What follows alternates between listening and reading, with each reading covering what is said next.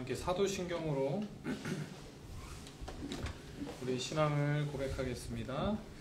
나는 전능하신 아버지 하나님 천지의 창조주를 믿습니다. 나는 그의 유일하신 아들 우리 주 예수 그리스도를 믿습니다.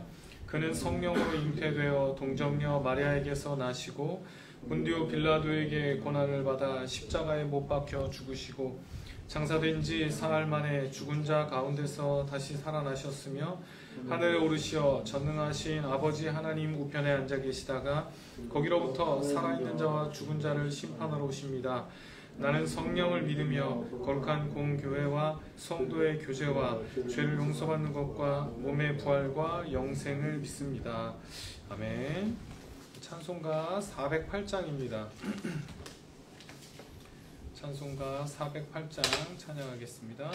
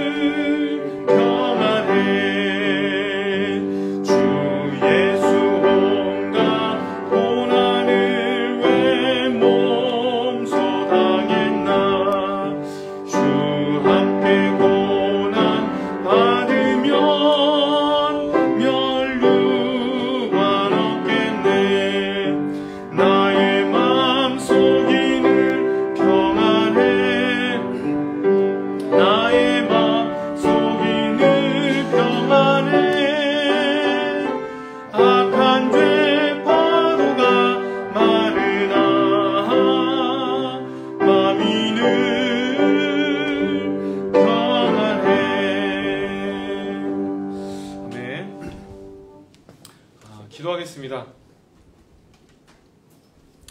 사랑이 많으신 하나님, 그 하나님의 놀라운 계획 가운데 우리를 불러주시고 우리를 구원하셨습니다. 그것이 얼마나 놀라운 기적이고 은혜인지 우리가 자꾸 잊어버립니다. 주님, 우리 교리 공부를 통하여서 그 하나님의 놀라운 은혜가, 그 구원이 어떻게 우리에게 적용되었는지 우리 잘 배우고, 또한 그것이 얼마나 큰 은혜인지 잘 깨닫게 되어서 정말 거기에 맞는 삶을 살아가는 우리가 될 수 있게 도와주시옵소서. 그저 지식을 쌓는 시간이 아니라, 그저 아는 것을 다시 한번 확인하는 시간이 아니라, 이미 알고 있던 것이 우리 안에 다시 한번 도전이 되고 다시 한번 실제적으로 삶 가운데 나타나게 되는 그런 교리를 배우는 시간이 되게 하여 주시옵소서. 성령님 역사하여 주셔서 우리 마음을 열어주시고 정말 그 내용들이 우리 마음에 정말 잘 적용되어서 우리 행동이 변하고 태도가 변하고 생각이 변하는 교회다운 우리가 될 수 있게 도와주시옵소서. 이 시간 성령님 함께하여 주심을 믿사오며 예수님의 이름으로 기도드립니다. 아멘. 네, 우리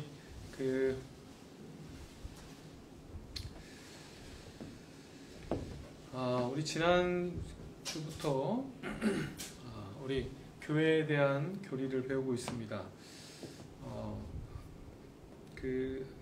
어떤 그 세부적인 교리의 내용들을 배우기 전에 일단 성경에서 교회에 대해서 어떻게 그리고 있는지 우리 한번 배워봄을 통해서 교회가 어떤 것인지 한번 좀 이렇게 성경을 통해서 한번 확인해 보도록 하겠습니다.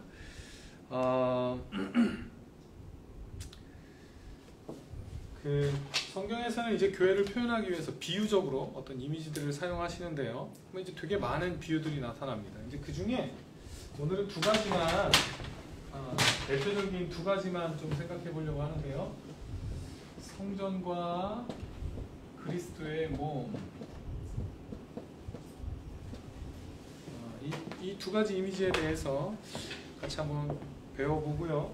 또한 성경에서 이렇게 이 두 가지 이미지를 사용해서 교회를 표현한 그 목적, 그러니까 이 비유를 통해서 드러내시고자 하는 그 메시지들이 과연 무엇인가를 조금 확인해 보도록 하겠습니다.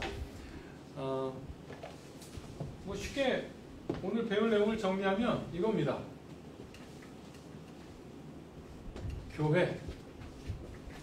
교회는 성전이고 또 그리스도의 몸입니다. 이제 이 내용을 우리가 같이 오늘 간단하게 배울 텐데요. 이런 약간의 오해가 있을 수 있어서 먼저 설명을 하면요. 교회는 성전이라고 할 때 이 두 단어가 가끔 이제 좀 오해를 하기도 하는데 이 두 단어가 장소적인 의미로 쓰이지 않았다는 것을 일단 전제하고 시작을 해야 합니다. 여기 배워서 아시겠지만 교회는 신자들이 모이는 어떤 장소나 건물을 말하지 않습니다. 우리가 자꾸 용어를 이제 그렇게 사용해서 너 오늘 예배 드렸어? 나 부름교회에서 예배 드렸어 라고 이제 우리가 그런 식으로 그 교회를 장소적으로 이제 부르기 때문에 마치 예배 드리는 장소가 교회인 것처럼 또 건물이 교회인 것처럼 그렇게 오해를 하기도 하는데 절대 그렇지 않다는 것입니다. 일단 구원론부터 시작을 하면요. 구원론부터 시작을 하면 우리에게 구원이 어떻게 시작하는지 다시 한번 조금 확인을 해 보셔야 합니다. 구원이라는 게 예수 그리스도께서 온전히 순종하셔서 이루신 그 구원의 공로를 우리가 누리는 방법이 뭐였냐면 그 방법이 그리스도와의 연합이라고 했습니다. 그 연합, 이제 그 개념이 구원이라는 게 이제 연합을 통해서 일어난다는 거, 그 개념이 이제 교회론까지도 계속 이어집니다. 이제 연합에 대해서 다시 한번 좀 알아볼 건데요. 일단 성전 역시도 장소를 의미하지 않습니다. 무슨 말이냐면요. 분명 예루살렘에 솔로몬 성전이 있었죠. 아주 아름다운 건축물이었고요. 굉장히 잘 지은 건물이었습니다. 그런데 솔로몬 이전에는 성전이 어떤 식으로 존재했냐면 성막이라는 이동식 천막으로 존재했습니다.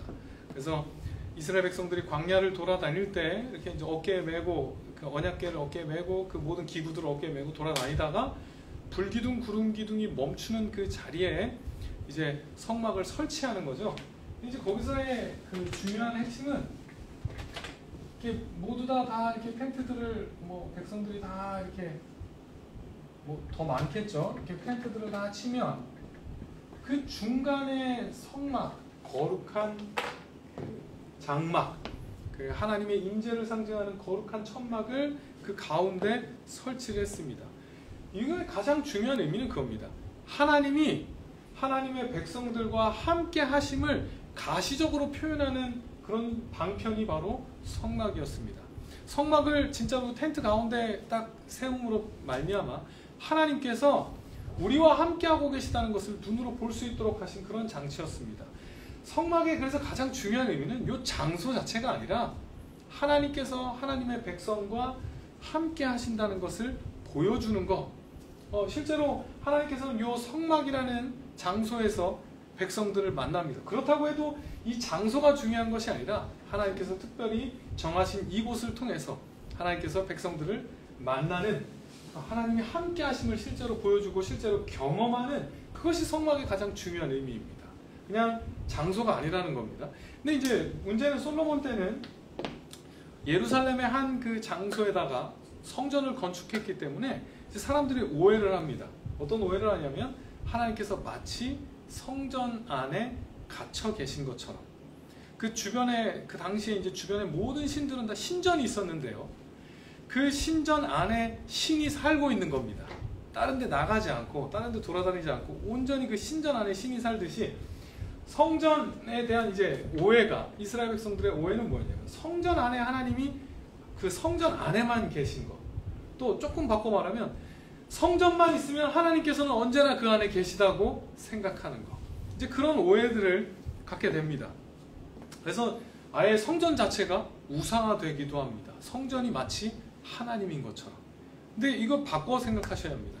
하나님이 성전이라는 어떤 그 방편들을 사용해서 하나님의 백성들을 찾아오신 것이지 성전 자체가 어떤 하나님이 꼭 거기에 거하셔야만 하는 장소, 하나님이 거기에는 무조건 계신 어떤 그런 성스러운 장소가 아니었다는 겁니다. 그래서 결국에는 나중에는 이게 어떤 그 성전 자체에 대한 그런 능력을 성전 자체에 어떤 능력을 부여하고 성전 자체를 우상화해서 이게 굉장한 착각을 하게 됩니다. 실제로 바벨론이 이제 유다를 공격해 왔을 때 그 남유다는 자기들은 망하지 않을 거라고 생각을 합니다. 우리는 안 망한다. 왜냐? 성전이 있기 때문에. 성전이 있고 하나님이 여기 계시기 때문에 우리 하나님이 우리와 함께 하시기 때문에 우리 안 망한다. 아무리 죄를 지어도 아무리 잘못을 해도 하나님은 성전에 계시기 때문에 우리와 함께 하시기 때문에 우리는 안 망한다라는 이 잘못된 결론에 도달하게 됩니다. 그래서 공격해 올 때 회개하고 자기 죄를 뉘우치는 것이 아니라 그냥 여전히 변함없이 방심하고 여전히 죄를 지으며 그치지 않고 회개하지 않고 그냥 그렇게 산 겁니다. 결국에는 하나님께서 에스겔을 통해서 환상을 통해 보여줍니다. 에스겔의 환상을 통해서. 에스겔의 환상이 뭐였냐면 그 성전에서 하나님의 영광이 떠나는 것, 영광이 들어올려서 바벨론으로 이주하는 것. 그 환상을 보여줍니다. 이거 대단한 겁니다. 그 당시에 유대인들이 갖고 있었던 그 잘못된 생각들을 깨트리는 겁니다. 성전에는 항상 하나님이 계시다는. 그리고 실제로 하나님의 영광이 떠나심과 함께 실제로 바벨론에 의해 이스라엘은 망하고요. 성전은 무너지게 됩니다. 신약 시대도 마찬가지입니다. 신약 시대에 와서도 예수님 시대에 와서도 이제 새롭게 또 스룹바벨 성전이라고 그 솔로몬 성전을 다시 건축해서 더 증축해서 이제 멋있는 또 성전으로 만들었는데요. 근데 그때도 역시 성전이 이제 우상화되고 있었습니다. 신약 시대에도 이제 성전 자체가 어떤 그 하나님이 거기에 반드시 계신 것처럼 성전에 가면 하나님을 꼭 만나는 것처럼 그렇게 우상화된 겁니다. 그때 예수님께서 뭐라고 하시냐면 그렇게 말씀하십니다. 성전을 다 무너뜨리고 3일 만에 내가 다시 일으키시겠다. 요한은 아주 친절하게 그거는 예수님의 몸을 말씀하시는 거다라고 이렇게 설명을 합니다. 역시 장소에 초점이 있는 것이 아닙니다. 성전의 핵심은 하나님이 그 백성들과 함께하는 거고요. 이제는 그 성전의 그 모든 어떤 성전이 지금 내포하고 있던 그 모든 의미가 다 어디로 옮겨지는 거냐면 예수님으로 옮겨지는 겁니다. 예수님이 그러니까 애초에 성전은 장소가 중요한 게 아니라 그 의미가 중요한 거거든요. 하나님이 함께 하시는 거. 이제 그걸 예수님께서 성취하시는 겁니다. 예수님께서 이제는 하나님이 예수님을 통해서 함께 하시고 그래서 예수님의 별명이라고 해야 될까요? 예수님을 뭐라 하냐면 임마누엘. 그 뜻이 뭐냐면 하나님이 우리와 함께 하시다. 성전의 그 원래 의도를 예수님께서 그렇게 성취하시는 것입니다. 그래서 이제는 더 이상 건물로는 이제는 더 이상 성전은 없는 겁니다. 이제 더 이상 성전 없습니다. 성전 필요 없고요. 뭐 지금도 유대인들은 지금 예루살렘 성전 지금 거기에는 모스크가 서 있거든요. 벽만 남아 있고 서쪽 벽만 남아 있는데 예루살렘 성전을 다시 재건할 꿈을 꿉니다. 근데 필요 없는 겁니다. 더 이상 성전 없고요. 뭐 이런 것도 교수님들이 많이 강조해. 성지순례 그러는데 예루살렘 더 이상 성지 아닙니다. 그건 거룩한 곳 아니고 성전 거룩한 전 아닙니다. 이제 그 모든 의미는 다 예수님께 성취됐기 때문에 그 장소가 중요한 거 아니고요. 꼭 뭐 예루살렘 그래서 우리는 뭐라고 했냐면 졸업 여행을 갔다 왔습니다. 아주 뭐 예루살렘 가서 구경 잘하고 이렇게 흔적들도 보고 너무 좋았지만 그러나 그거 성지 순례 아닙니다. 성지라서 간 것이 아니라 우리 성경을 더 잘 알기 위해서 그렇게 졸업 여행을 간 겁니다. 어떻든 이제는 성전, 이제 그런 의미가 아니라는 걸 우리 분명히 아셔야 합니다. 그러니까 애초에 성전도 교회도 둘 다 장소적인 의미가 있는 것이 아닙니다. 그래서 이제 교수님들이 그 어떤 이런 장소적인 의미를 표현할 때는 이렇게 헷갈리니까 교회나 성전 이런 거 쓰지 말라 이렇게 또 아주 강력하게 말씀하시기도 합니다. 근데 진짜로 뭐 예를 들어서 이제 큰 교회 같은 데 가면 그 예배당마다 이름이 붙어 있는데 꼭 그렇게 돼 있더라고요. 뭐 무슨 성전, 뭐 무슨 성전, 대성전, 중성전 뭐 이런 거 시작해서. 근데 이제 그러면 약간 오해가 있을 수 있으니까 그렇게 하지 말고 그냥 예배당이라는 단어를 써라라고 이제 그렇게 말씀하시기도 합니다. 그만큼 어떻든 우리가 헷갈리지 않아야 된다는 겁니다. 뭐 물론 우리 성도님들은 많이 이제 들으셨기 때문에 별로 헷갈리지 않겠지만 교회라는 개념은 절대로 장소가 아닙니다. 장소 아니고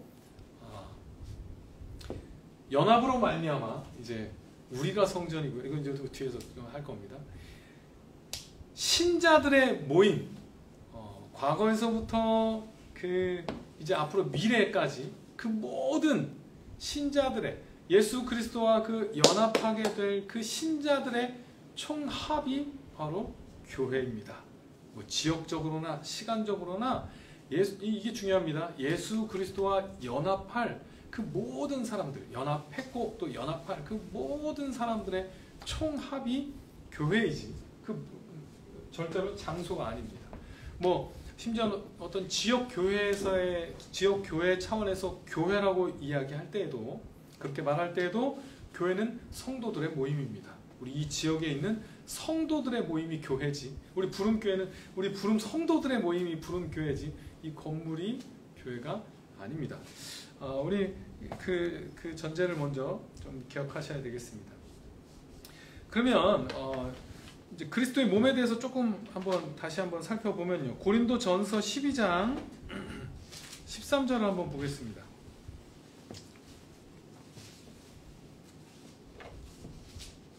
12장 13절 고린도전서 12장 13절입니다. 네, 같이 읽겠습니다. 우리가 유대인이나 헬라인이나 종이나 자유인이나 다 한 성령으로 세례를 받아 한 몸이 되었고 또 다 한 성령을 마시게 하셨느니라. 여기 13절에서 보면 유대인이나 헬라인이나 이렇게 나오는데 참고로 말씀드리면 이 헬라인은 어떤 그 당시에 그리스 사람 그들만 말하는 게 아니라 유대인 이외의 이방인들 중에 특별히 이제 그 당시 사람들이 자주 볼 수 있었던 이방인인 헬라인들, 그리스인들을 대표로 해서 헬라인이라고 부를 뿐이지. 그러니까 결론적으로 얘기하면 크게 말하면 이겁니다. 유대인과 이방인, 그러니까 유대인과 나머지 사람들, 이제 그 대표로 헬라인을 여기서 이제 헬라인이라고 칭할 뿐입니다. 따라서 우리가 앞으로도 성경에서 유대인이나 헬라인이나 그러면 그렇게 받아들이시면 됩니다. 이 유대인과 나머지 이방인들, 모든 사람들 이렇게 받아들이시면 됩니다. 그런데 이제 어떻든 여기서 유대인과 헬라인 그리고 종과 자유인이 다 하나가 되었다는 것, 한 몸이 되었다는 것입니다. 이게 교회라는 겁니다. 굉장히 놀라운 일입니다. 유대인과 이방인 도저히 같이 할 수 없는 사람들, 종이나 어떤 그 자유인이나 신분의 차이가 분명한 같이 있을 수 없는 사람들이 놀랍게도 한 몸이 된 것, 그게 바로 교회입니다. 이게 사실은 기적입니다. 이 중요합니다. 교회는 어떻게 보면 정말 초자연적인 결과물입니다. 자연스럽게 우리가 만들어낼 수 있는 뭔가가 아니라 이런 놀라운 공동체라는 걸 우리 먼저 기억하셔야 합니다. 그냥 생길 수 없습니다. 이 기적적으로 생기는 건데요. 여기서 뭐라고 13절에서 보면 어떻게 한 몸이 됐냐면 한 성령으로 세례를 받아 한 몸이 되었고 이렇게 강조하고 있습니다. 로마서에서 보면 제가 읽어드리면 무릇 그리스도 예수와 합하여 세례를 받은 우리는 그의 죽으심과 합하여 세례를 받은 줄 알지 못하느냐. 보통 세례를 뭐라고 하냐면 예수 그리스도와의 그 연합으로 그렇게 표현을 합니다. 세례를 통해서 이제는 그리스도의 죽으심과 연합되었고 또 그리스도의 살으심과 연합되었고 이렇게 그 연합을 표현합니다. 여기서도 마찬가지입니다. 13절도 성령으로 세례를 받아 한 몸이 되었고 이 얘기는 바로 그겁니다. 연합을 통해서 한 몸이 된 겁니다. 근데 그 연합은 뭐냐면 예수 그리스도와의 연합을 통해서 한 몸이 된 겁니다. 이 구원론에서 배웠던 내용들하고 그 연결지어서 생각을 하시면요. 우리가 믿음으로 구원을 받는다고 할 때 믿어서 어떻게 구원을 받냐 하면 믿어서 예수 그리스도와 연합해서 우리는 구원을 누리는 겁니다. 그 구원의 모든 공로들과 모든 그 은택들은 다 예수님 안에 있고 이런 그림으로 설명을 했었죠.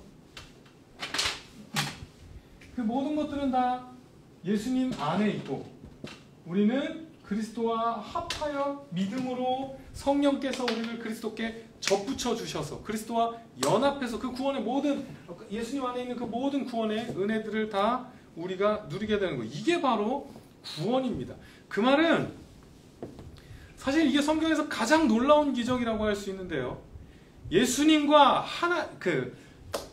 하나님이신 예수님과 하나님이신 성자 예수님과 우리가 연합하게 되는 그 놀라운 사건이 구원이고 거기에서 교회가 생기는 겁니다. 이걸 분명히 기억하셔야 합니다. 그 신비를 믿는 것에서 우리 출발해야 합니다. 교회는 믿음으로 예수 그리스도와 그 연합한 사람들의 모임이 교회입니다. 그 말은 우리가 교회라는 거 여러분들이 그 사실을 분명히 믿고 계셔야 합니다. 그냥 뭐 그런가 보다가 아니라 진짜로 믿고 계셔야 합니다. 우리는 지금 교회라면 그리스도와 연합되어 있다는 거. 그리스도와 하나라는 거. 우리 예수 그리스도와 연합함으로 말미암아 2000년 전에 예수 그리스도와 십자가에서 죽으실 때 우리도 같이 죽었습니다. 그리고 예수님께서 부활하실 때 우리도 새로운 생명으로 같이 살아난 존재라는 거. 한번 진지하게 돌아보십시오. 우리가 진짜로 그 믿음을 갖고 있는지. 예수 그리스도와 하나라고 생각하고 있는지. 그렇지 않다면 우리 그게 아니라면 우린 구원받은 사람들이 아닙니다. 말씀드렸죠. 구원이라는 거 믿음으로 그리스도와 연합하는 거. 믿음으로 그리스도와 하나 돼서 비로소 칭의가 일어나고 양자됨이 일어나고 하나님께 구원을 얻는 겁니다.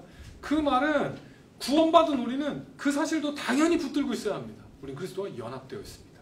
실제로 신비롭게 놀랍게도 그 놀라운 기적이 우리에게 일어나서 우린 그리스도와 연합되어 있습니다. 이게 우리가 교회에 대해서 앞으로 배울 때 가장 중요한 출발점이라고 할 수 있습니다. 그리스도와 연합입니다.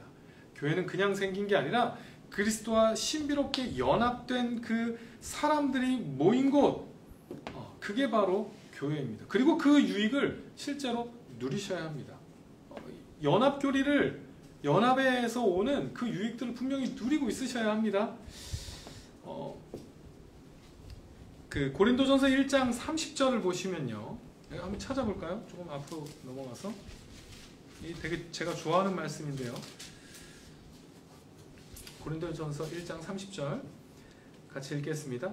너희는 하나님으로부터 나서 그리스도 예수 안에 있고 예수는 하나님으로부터 나와서 우리에게 지혜와 의로움과 거룩함과 구원함이 되셨으니 31절 기록된 바 자랑하는 자는 주 안에서 자랑하라 함과 같게 하려 함이라.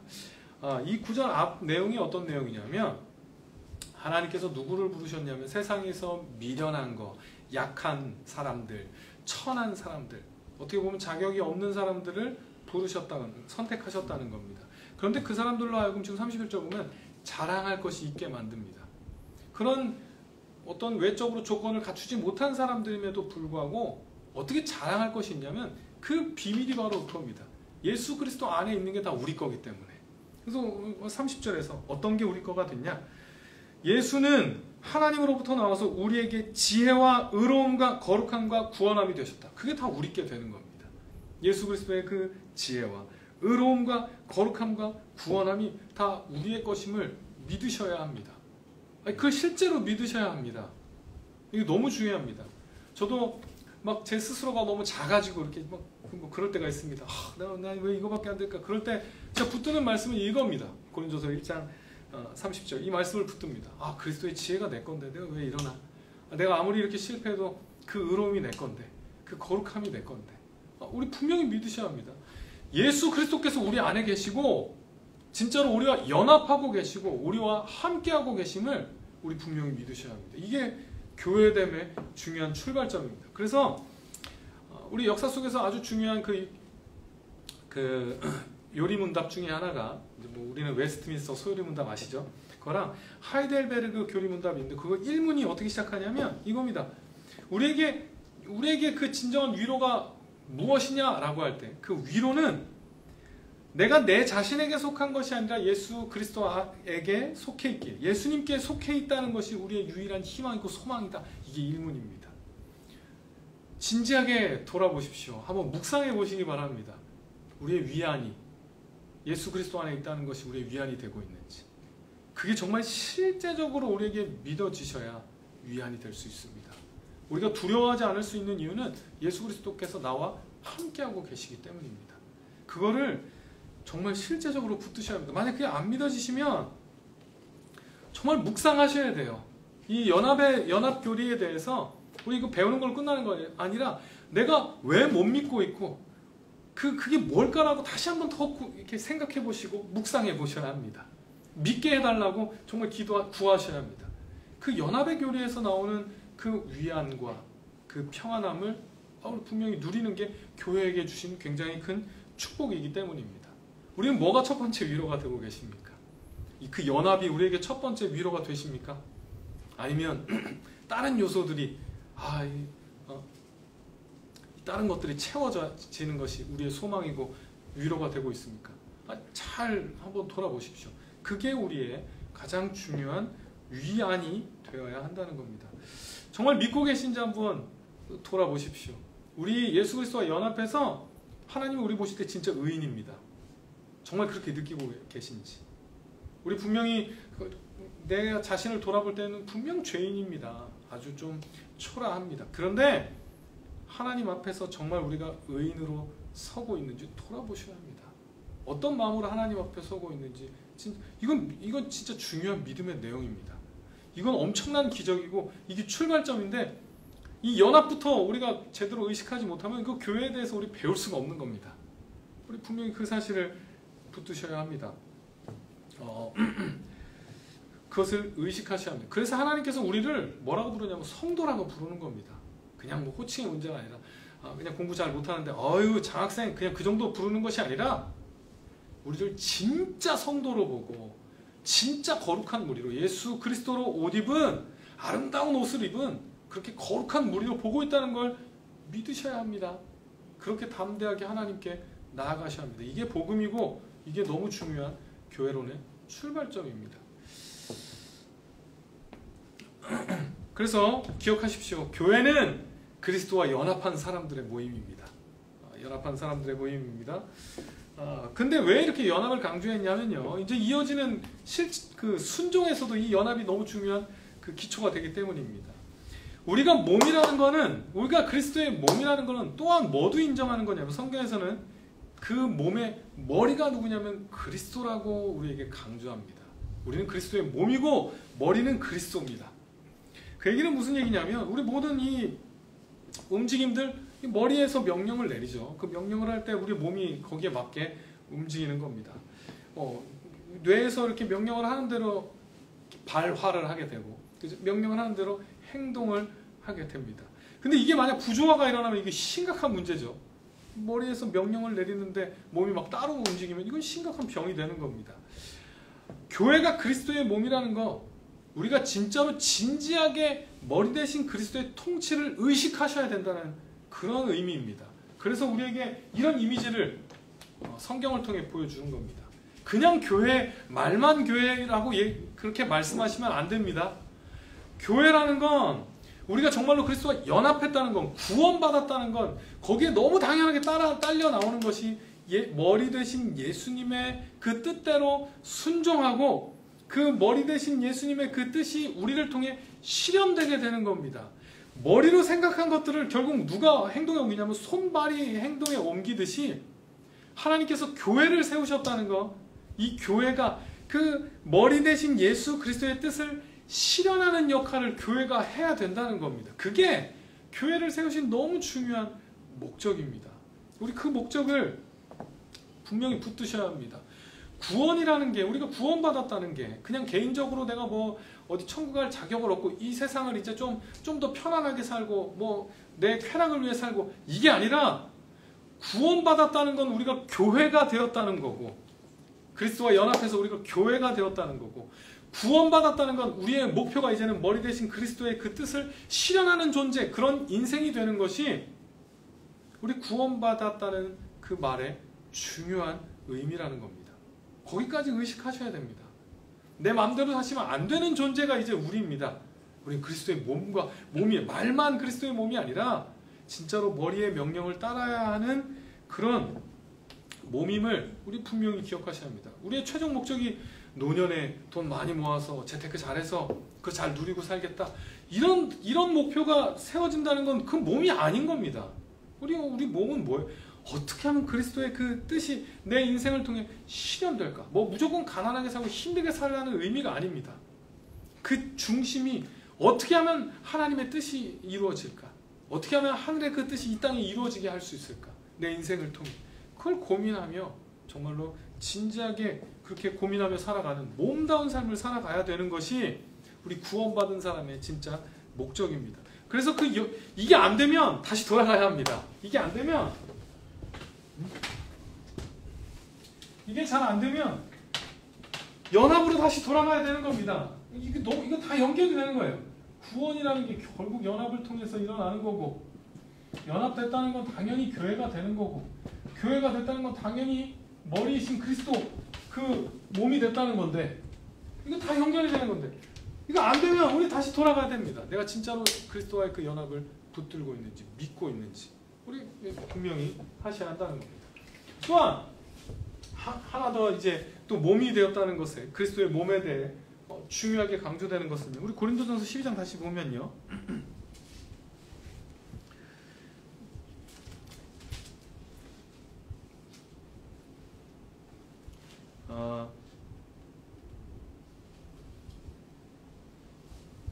우리 일단 여기만 12장 14절만 한번 읽어보겠습니다. 이거 밑에 내용은 한번 그냥 읽어보시고요. 14절만 일단 같이 한번 읽어보겠습니다. 시작. 몸은 한 지체뿐만 아니요 여럿이니.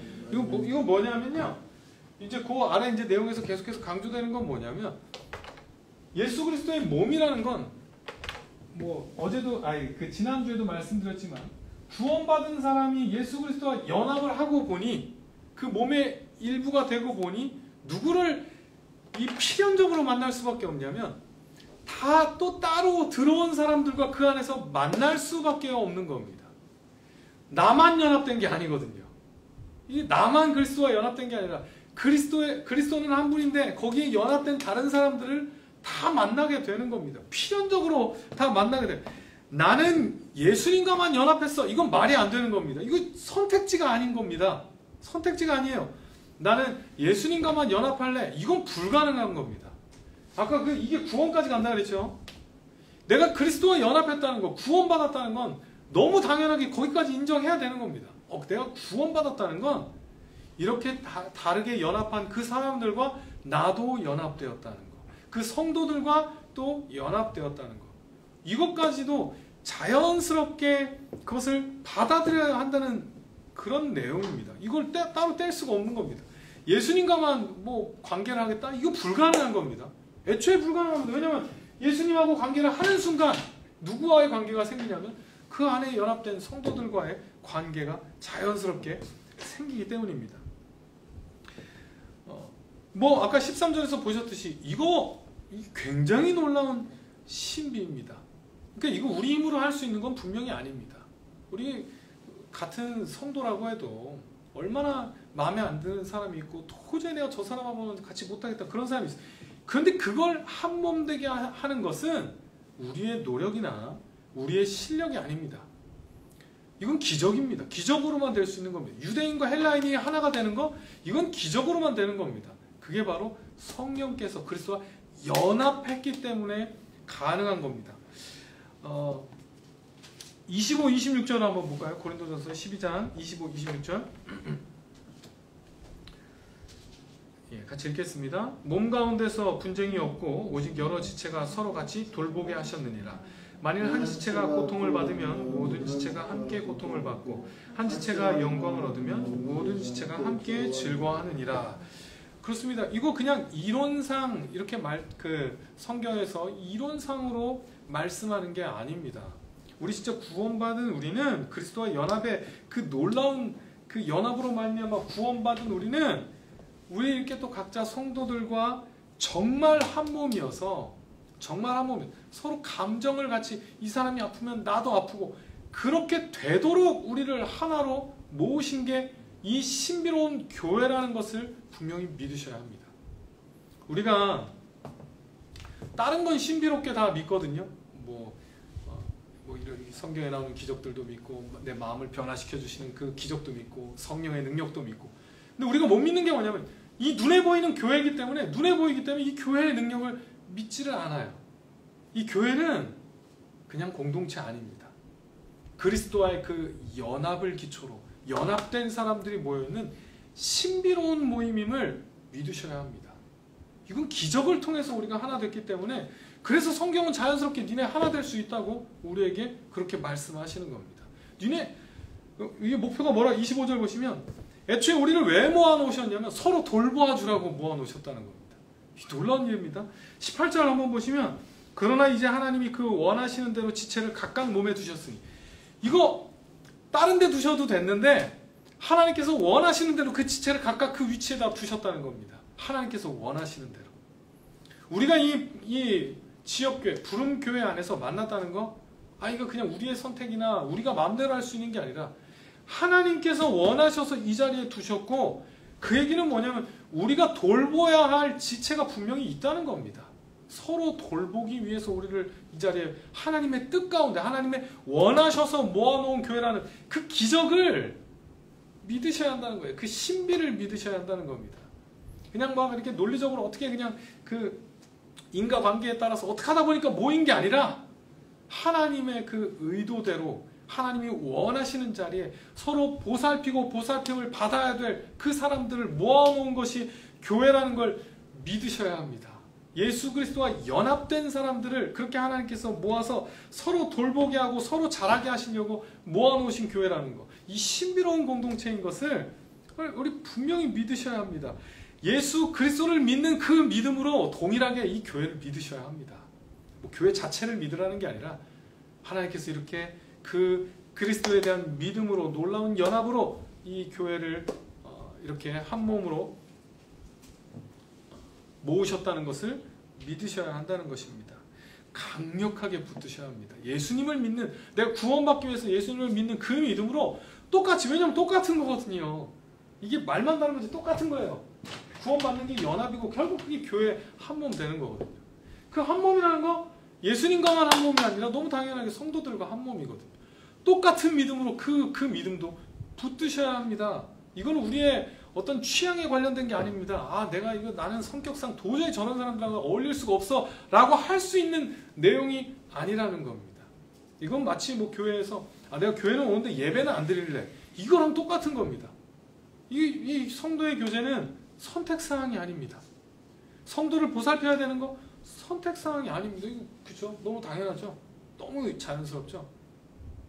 필연적으로 연결되어 있기 때문에 거기서는 진짜로 말이 안 되는 겁니다. 어렵죠? 그래서 더 이 사실을 믿어야 합니다. 우리 힘으로 할 수 없기 때문에 이걸 더 믿어야 합니다. 예수 그리스도와 그 연합을 더 붙드셔야 하고 그리스도께서 내 안에 계심을 더 붙잡아야 하고 더 믿고 더 의식하고 더 묵상하시고 그 연합이 더 분명해질 때 우리 그 믿음이 더 자라날 때 더 많이 우리 교회 한몸됨도 우리가 더 잘 실천할 수 있게 되는 겁니다. 어떤 이 교회에 대해서 가르쳐 주신 그 교수님이 이런 말씀을 하셨어요. 누가 뭐 그렇게 얘기했다고 하더라고요. 예수 믿는 사람들은 공범의식을 가지고 살아가는 사람들입니다. 좀 제 표현이 재밌어서 공범, 우리 다 공범입니다. 다 똑같이 죄를 지은 사람들인데 진짜 지옥 갈 수밖에 없는 사람들인데 우리 다 예수 그리스도의 그 십자가의 엄청난 용서에 힘입어 이 자리에 있는 사람들이거든요.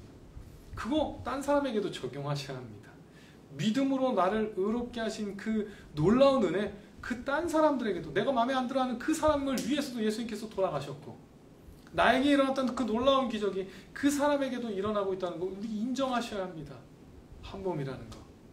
우리가 괜찮은 사람들이어서 한 몸이 아니라 우리 다 예수 그리스도께 똑같이 용서받아서 한 몸인 겁니다. 왜 쟤는 저럴까 비판하면 그건 교회 아닙니다. 그건 교회 아닙니다. 쟤는 교회 안 올 잘라내 이건 교회 아닙니다. 우리는 용서받은 사람 공범들이 모인 겁니다.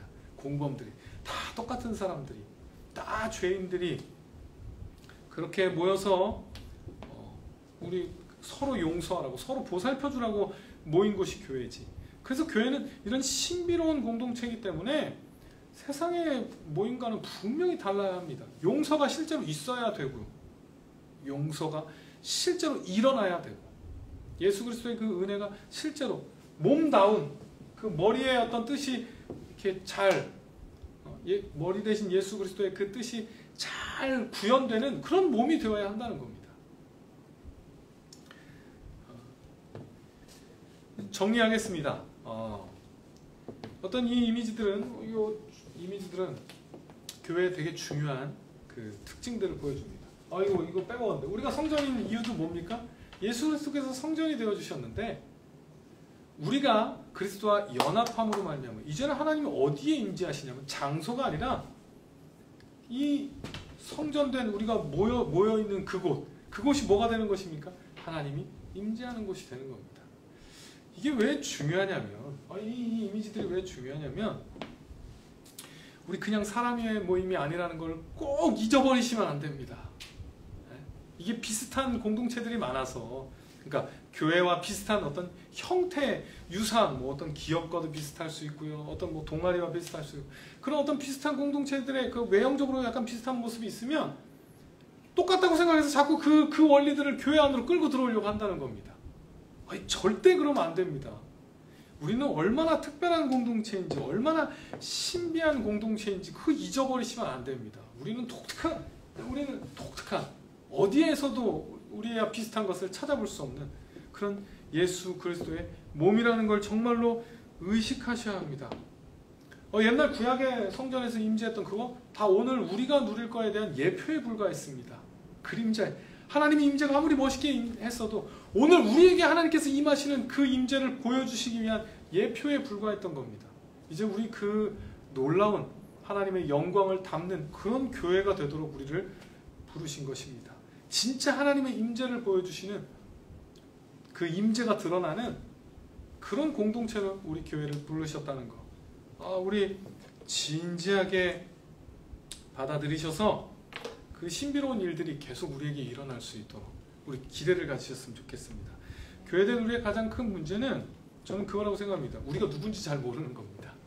우리가 얼마나 대단한 존재인지 우리 모임이 얼마나 신비롭고 놀라운 모임인지 잘 모르는 겁니다. 그래서 우리가 또 얼마나 두려워해야 되는지 우리 모임이 얼마나 중요하고 얼마나 조심해야 되고 얼마나 그 머리 대신 그리스도의 눈치를 봐야 되는 그런 거룩한 모임인지 우리가 잘 모르는 겁니다.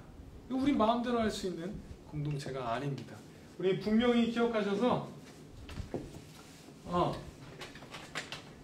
잊어버리시면 안 됩니다. 이제 앞으로 이제 교회에 대해서 그 교리적인 내용들을 배울 건데 이게 제일 중요한 기초라고 생각합니다. 교회는 성전이고요. 하나님께서 임재하시는 성전이고 또한 그리스도와 연합한 그리스도의 몸입니다. 이거 두 가지였죠.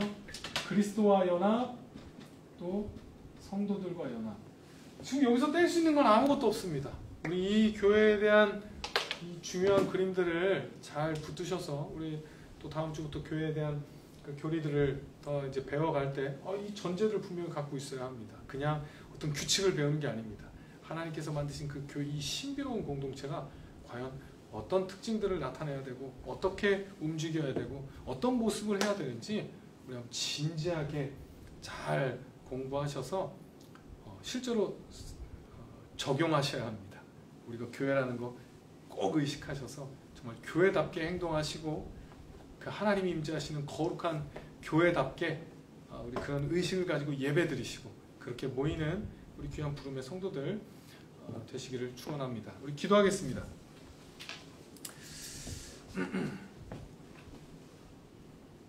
사랑이 많으신 하나님, 교회가 어떤 곳인지 자꾸 잊어버립니다.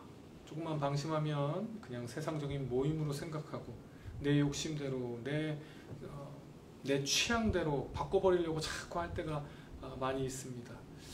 이 교회라는 곳이 얼마나 놀라운 기적을 통해 존재하게 되었고 또 지금도 그런 놀라운 신비가 있는 곳임을 잊지 않아서 정말 교회답게 행동하고 교회답게 그 그리스도와의 연합을 잘 드러내는 우리 부름의 성도들 될 수 있도록 축복하여 주시옵소서.